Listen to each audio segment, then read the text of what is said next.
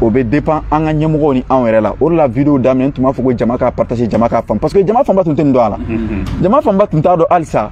ko anw yɛrɛ dɔw de anw fa dɔw de bolo y'a sɛbɛn an ka jamana sariya la k'u ka kuma kɛ kan ye tubabukan ye jama fanba tun t'o dɔn anw tun fɛ ko tubabu y'an jagoya de ko k'a fɔ hali wagati dɔ kɛra papier dɔ tun bɛ bɔlɔlɔ sanfɛ ko les 11 accords coloniaux ne tagara plateau fɛn fɛn kan ne ko tiɲɛ t'a si ye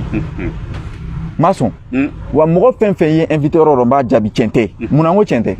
u ko De Gaulle n'an ka président bɛnn'a kan an bɛ De Gaulle ka wagati de la ɲɛ bɛ hakili jɔnya la De Gaulle sara ni bi cɛ ka jan dɛ mais halisa a bɛ africain kun na ko De Gaulle n'olu ka président y'a bɛnkan ta quoi donc a bɛ n'a fɔ tubabuw tun bɛ na yan wagati min na u tun bɛ n'u ka verre bɔ k'a bila ko a ye sɛnɛ kɛ n'aw bolila ko ne ɲɛ bɛ aw la dɛ ɲɛkili b'aw ye donc a bɛ verre bɔ k'o bila ko y'ale ɲɛkili ye donc aw bɛ sɛnɛ kɛ verre dɔrɔn bɛ k'aw lajɛ donc a yɛrɛ bɛ taa ka ci la quoi a bɛ tila ka na quoi hakili jɔnya o de aw ko o wagati k'u ye farafinna jamanaw jagoya k'u ka kuma tubabukan na ne n'aw filɛ ne ka kuma bamanankan na ni tubabu militaire b'an kɛrɛfɛ état major Jara militaire kɛ a y'a ka interview kɛ bamanankan na dɔ bɔra a ka jala la dɔ bɔra a ka sara la a faamuyabaga cayara a ko jara mɔgɔ min y'o cayara a dɛmɛbaga fana bɛ caya i ɲɛ b'a la mais e k'a lajɛ an ka assemblée président assemblée mɔgɔw bɛ n'u ka baara daminɛ kɛ a taar'i sigi k'o discours kɛ français la mais assemblée in kɔnɔna na jɔn de tun bɛ k'a bɛ se k'a bolo wuli k'ale ye français ye a tɛ yen ne tun t'a kɔnɔna na maa mɔgɔ tɛ yen adamadenya hali n'i ma se misiw min yɔrɔ la i b'a dɔn ko jifilen tɛ yen k'a lajɛ dɔrɔn kunnafoni dɔrɔn o de la quoi n'an sera radar ma n bɛna f'i ye quoi mɔgɔw tun bɛ fɛ ko armée bɛ sigi fɛn min kan a bɛɛ nkalon armée bɛ sigi fɛn kelen min kan Mali bɛ k'i si ɲɛsin o de ma o de ka di ne ye kosɛbɛ et puis jama fanba bɛ n'a nafa ye donc u ka hakili jɔnya in o ye yɔrɔ de ye u lamɔn'a kɔnɔ parce que u ka constitution b'a la maintenant francophonie a lamɛn francophonie o ye jamana minnu ka kumakɛ kan ye français ye aw ka kumakɛ kan mun de b'a yira ko nin don a bɛ sɛbɛn aw ka constitution de la Uranda ka kumakɛ kan tun ye français ye Uranda ye français bila ka kɛɲɛ Uranda ta k'u b'o mɛn foroba la ko bamanankan ka anglais d'a la ka français d'a la parce que walikan tɛ bali ka bila o de la hali sini Uranda b'a fɔ garage ma ko garage u b'a fɔ bangi ma ko bangi mais u ka kan b'u bolo a fanba y'u ka kan ye Algérie bɛna maliyɛn u bɛna maliyɛn dɔw yɛrɛ refule tile filanin na k'u lasigi u b'u lasigi ka na jamanaw kɔnɔ o wagati Algérie tun bɛ baara kɛ français la i n'a fɔ anw a mɛnna an tun y'a kunnafoni mɛn u ka sanfɛ kalanso ɲɛmɔgɔ fɛ k'u bɛna kɛ ko n'i tɛ anglais mɛn k'i tɛ t'u ka université la sisan tuguni a kuma wulila i ɲɛ b'a la mais o t'a yira k'u ka langue officielle fɔlɔ ye anglais u ka langue officielle fɔlɔ y'u ka kan de donc walasa u kana tunu diɲɛ na u bɛ anglais da la donc olu bɛ bɔ arabukan anglais arabukan anglais donc français tɛ kɛ intermédiaire bilen i n'a fɔ russe bɛ cogo min na tɛ ne don diɲɛ kɔnɔ an bɛ ɲɔgɔn ladege de maintenant Mali Guinée Côte d'Ivoire Sénégal Tchad Burkina Niger Centrafrique e ma ye hali Centrafrique ma fɛn dɔ faamu Centrafrique ni Rwanda bɛ frontière la mais Rwanda y'i bɔ Faransi bolo ka développer fo Centrafrique b'i disi gosi ko Rwanda de bɛna taa ale dɛmɛ guerre la Centrafrique président tun bɛ k'i disi gosi ko Rwanda de bɛ k'olu dɛmɛ guerre la o de hakili jɔnya ka jugu dɛ o mana bɔ yen Gabon o tun ko k'ale bɛna bɔ ko ka don Commonwealth la ka anglais ta o jamana ninnu lajɛ a jamana jumɛn bɛ yen ko n'i bɛ fɛ ka ko kɛ diɲɛ kɔnɔ k'i b'a jamana dɔ y'a la francophone jamanaw développelen tɛ o lisiw bɔra bɛɛ y'o ye i ɲɛ b'a la mun na parce que olu bɛ min kalan français la san 5 n'u ka langue don i bɛ taa sɔrɔ u b'o kalan san 1 san 5 ni san 1 jumɛn ka teli san 1 de ka teli donc dɔnniya bɛ sɔrɔ joona a bɛ labaara aw ka nafolo bɛ kɛ nafoloko bɛ sigi sen kan mais n'a fɔra ko jamana 14 k'olu bɛɛ b'u ka dugu jukɔrɔ nafolo bɔ k'o to kalifa faransi la k'a k'u ka wari garanti e b'a ye a bɛ africain kunna ko ni tubabu m'i ka wari garanti k'a tɛ wari ko namako ɲɛ an ɲɛ bɛ tubabula jamana jumɛn de bɛ Russie ka rubul garanti Russie ka wari y'o de rubul jamana jumɛn de b'a garanti Algérie yɛrɛ b'a ka wari dilan yɛrɛ jamana jumɛn bɛ Algérie ka wari garanti jamana jumɛn bɛ Égypte ka wari garanti i ɲɛ b'a la mais u ka wari tɛ k'u mako ɲɛ yan Libye ka wari tɛ k'a mako ɲɛ yan mais munna an m'an sigi ko n'an y'an ka wari garanti minɛ mais fo mɔgɔw b'a fɔ Chine ko k'a b'a garanti jɔn de bɛ Chine ka wari garanti a yɛrɛ Amérique ko k'a bɛ a wari garanti jɔn de bɛ Amérique ka wari garanti mais ngi yere ki ka kota yere o yika yere tigiya de mais bi ka kota ko di ma were ma e bi développer kono chukudo tseka kew voilà donc français tan yoro au tolé le dron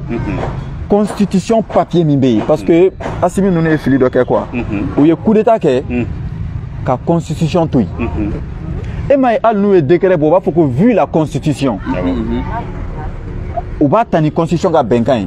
constitution dun ga benkan na jamana ka kan la ko doni tubabukande parce que principaux de main malion ko mais au côté principaux de main ni be faka ika jomara iba fa be kuma ika kan de la wala sa be faka mi fo ika don ika mine chogo don oh donc now we barake no constitution kele o constitution ko au ka kan la ko doni français donc au ka document o papier o journal assemblée kono président ka munimu a bela jelembe na français la au kana me o côté ma o marabaka ka ben ka don et si nous te faka bonne bolo wa o la coup d'état kera banda o la malion ko kubu ka constitution la je ko ka soro ka ta transition sigi ou ko na ma constitution to ka transition sigi kamba bo francophone na ko re amba ka kambo français la au be kuma au ka bamanankan na voice africa la côté ko malika langue so ka bamanankan mais malien famba ma femme banda ma femme wakati asmi nunu minu coup d'état ko ma femme M5 minu ere ibeka ge M5 ma femme o la ngo jama mi ibeka ge ou ere ta don kumia to ibeka desera atete kumia to a desera jama famba ta don kumia to Thomas desera de o bela jele o langue kele na jetemne modibo nunu e Mali to bo Soudan ka ke Mali ka wari ou de la ko ke framalien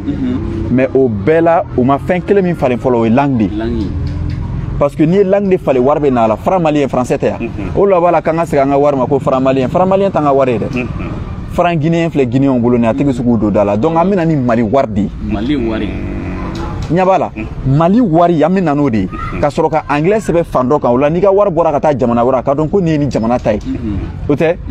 Mali ka francophone ko français jamana den famba be français de men o be ka baraka no Russie ou famba be russien de men kan kemen don ci la o be ka baraka no o bo de sebe oh mais Mali la jamana den famba be kami mais ali shogel di flaw kelen ka nyogon yi media ou ye flaw nyini nga kuma na bamana kan de la wala sa jama famba ka fam donc au corée Mali tout mako be mo de la dron mi mena pion pousser kan kan ngine takani blanc nga francophone ko be na fo ni be gidron kan sisa ibe yoro jan la ibe jini do e gidron kan mais ni sera o yoro ina ita soro jité donc ni be jien ko fe avec qui kono ina fo Mali et français fo jamana mais ni dora Mali kono ibe ta soro kambu bolo mité français kan sebelendo ou be nyoron famo ala fait constitution re bamana kanama na fait bébé ali assisi benkan nunu assisi 40 kalo nanna assisi keradro kalo minute kalo flawa kalo saba ngo mogo we assisi benkan bela jelen bayele mangula ka sebe o mu bo ka ke PDF ka chine rema o yengo ye gouvernement ka deme papa ka tala ou yere oh boni gouvernement ye anga kando école la san ko maître be saraw de kama donc ama se blé ko mogo do ka keme fla bo ka to ka bamana kan ko jidi blé est ce ebe mogo ka cotiser wala sa ka français ko jidi non parce que gouvernement ka warde dolo no dafe ajete mne Turku me nkloba la ko Turku ko kuka kamena to ka ke kalen école de la gendarmerie la Turki be sommet Afrique Turquie organisé Afrique est continent de jamana ba de bidrundon Turquie est jamana kele mais obese tokodi ka nyonye la ben farafina bela jeleni ale kelenche ina fo France kelen fana be benkan la ben France kelen ni farafina beche muna farafin wu yere bo dala depuis e farafin jamana jumain ka e sommet Europe a jamana ina fo sommet Europe Mali e oya et de là ka ko sommet France États-Unis yo ya sommet Belgique États-Unis yo ya mais il y a des sommets Allemagne Afrique France Afrique Turquie voilà parce que mona onana nu ga langue ni be fe ka dama de rede koni mine koni i ka langue do akuna kana tata flode e ki ga langue do akuna iba a basgilen bo ka ake atita euro don donc ibi ka ta euro dama abe tugu no fe na mago be dumuni na ibe dumuni dama ite so abada a klika dale ka saka dumuni ka ere wala saka muruti bolo na ko wari ibe wari glan ka dama ibe saka wari min jatemine o la ni anga waru du mala laje A bɛ min sanfɛ o dilanna Côte d'Ivoire kama,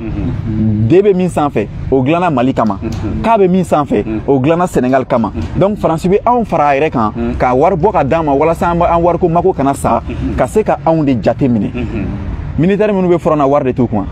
Assimi tɛ sara France fa la, Choguel tɛ sara a la, an ka crédit tɛ san a la.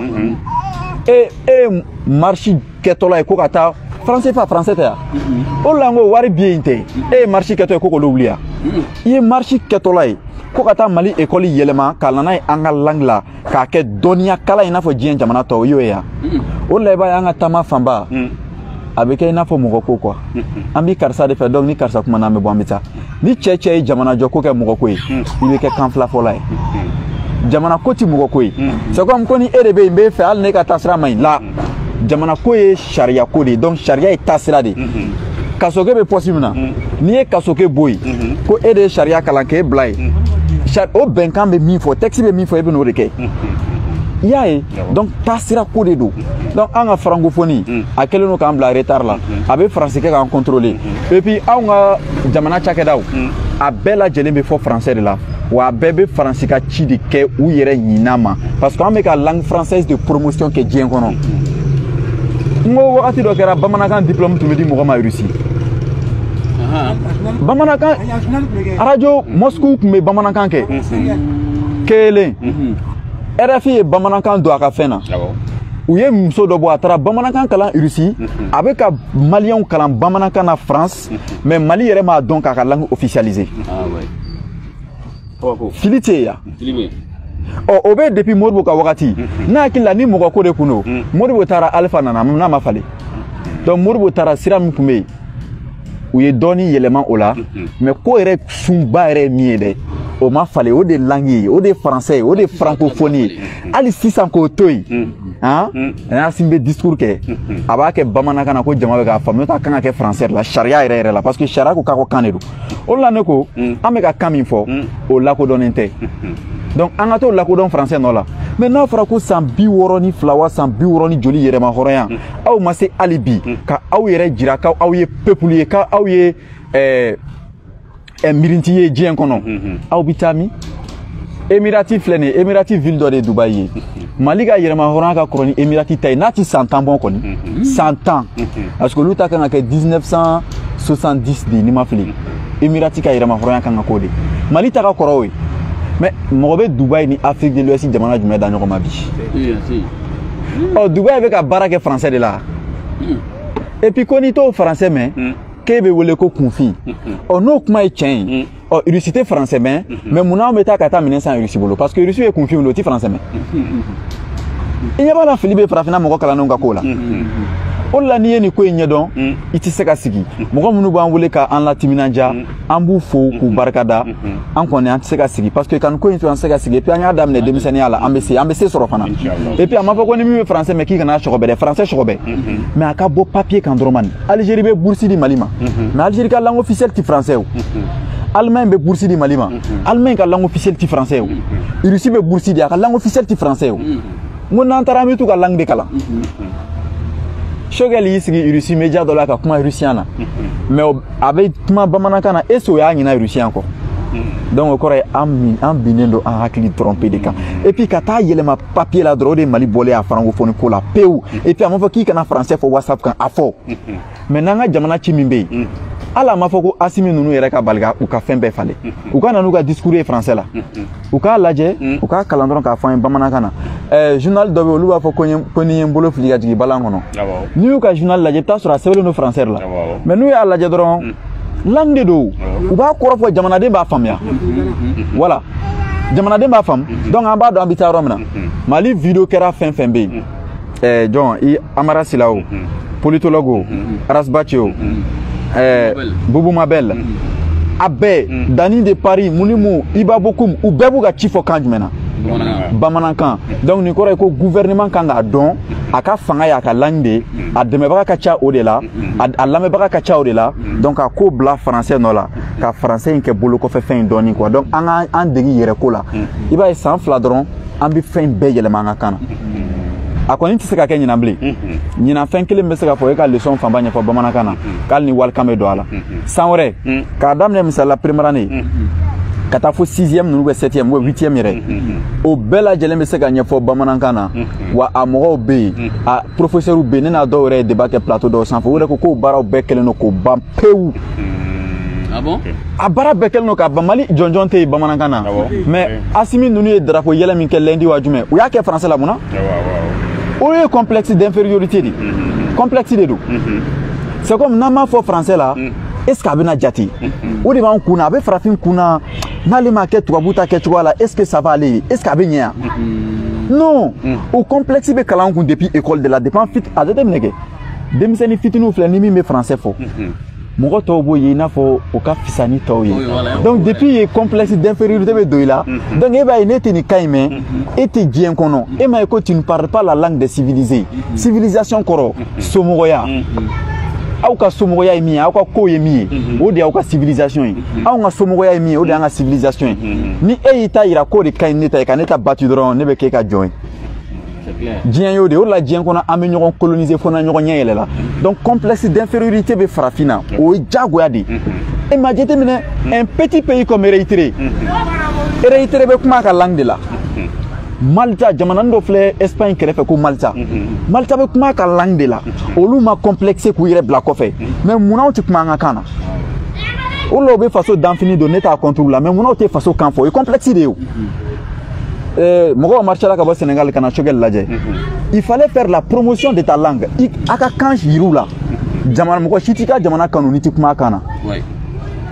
o la u b'a fɔ ko patriotisme mɔgɔ minnu bɛ patriotisme fanba tɛ patrie yɛrɛ kɔrɔ dɔn patriotisme tɛ français o c'est un mot latin patrie kɔrɔ qui vient de père fakɛ donc faso i fa ka so donc patriotisme faso kanu donc n'i tɛ sɔn a man di ye e faso cilen ka ye donc jamana kɛ i fa ka so ye donc a man di ye i ka jamana ka ci mais munna an bɛ complexe k'o fɔ tubabukan na a fɔra bamanankan na sa mɔgɔ fanba jɔn de bɛna jɔn ɲininka bilen faso kanu na bilen donc o kɔrɔ ye traduire ye siɲɛ kelen de ye donc patriotisme traduire la ka kɛ faso kanu ye o traduire une seconde o y'o bannen o tɛ falen bilen i ɲɛ b'a la bien o francophonie kelen de kama français fana bɛ an ka wari sanfɛ o t'an donné économie na o wari in de kuntigiya kan in de y'a to a dilen no France ma a bɛ dilan France de i y'a ye o la colonie française bɛ ka baara kɛ France de ye olu bɛ développer cogo di ne bɛ ka baara kɛ k'an tɔnɔ d'e ma ne bɛ don da la cogo di mais est-ce que sera ko fɔ Assimi ka taga ka bɔ yen ou bien Choguel ka bɔ yen non o t'o ye o a y'a f'u ye u k'a dilan c'est comme a ma se Assimi ka bɔ yen ne ka kɛ président ye walasa a ka falen an ka fɛɛrɛ in fɔ Assimi ye a k'a falen mɔgɔw dun y'u ye u bɛ ka kuma bamanankan na kɛlɛ t'a la mais mun de bɛ k'u bali sisan ka sari constitution papier nin falen n'i ye langue yɔrɔ dɔrɔn falen constitution na a bɛ Mali constitution bɛɛ falen langue yɔrɔ dɔrɔn n'o tɛ u ye désobéissance civile don a la 92 a ye constitution bɛɛ falen yan non mais n'i y'a yira dɔrɔn ko bamanankan ye kan lakodɔnnen ka filakan ninnu tugu o la a bɛ Mali constitution bɛɛ falen k'a bɛɛ bɔ français la k'a bɛɛ la n'an ka kanw na bɛɛ bɛ bɔ tiɲɛ kalama campagne bɛ kɛ kan min na jamana bɛ mara o kan kan wari bɛ na fɔ ko kelen de b'a la n'aw ko 20 de don a tɛ fɔ 100 francs a tɛ fɔ 20 dɔrɔn tak o ye bannen an ka loi lajɛ mɔgɔ baden tun bɛ ne wele ko Aziz ko mun de la ko assemblée kɔnɔ k'u tɛ kuma bamanankan na ne ko parce que assemblée mɔgɔw a b'u ko ye français ye Mauritanie ye français bɔ a ka assemblée kɔnɔ fo i bɛ ka kun bɛ kan fɔ assemblée mɔgɔw t'a kumadenw kɔrɔ dɔn yɛrɛ parce que a tun bɛ latin giriman fɔ parce que fara yala Mali ye o ɲɔgɔnna de san wa ko Mali ta in yɛrɛ bɛ lajɛli kɛ ni 3D 3D kɔrɔ tɛ foyi ye a lajɛ dɛ kelen fila saba 3 dimensions kɔrɔ ye nin dɔrɔn de ka fɛn lajɛ a bonya bɛɛ fɛ quoi parce que i bɛ se ka fɛn lajɛ a ɲɛfiyɛ fɛ o la i bɛ yan ani yan de mais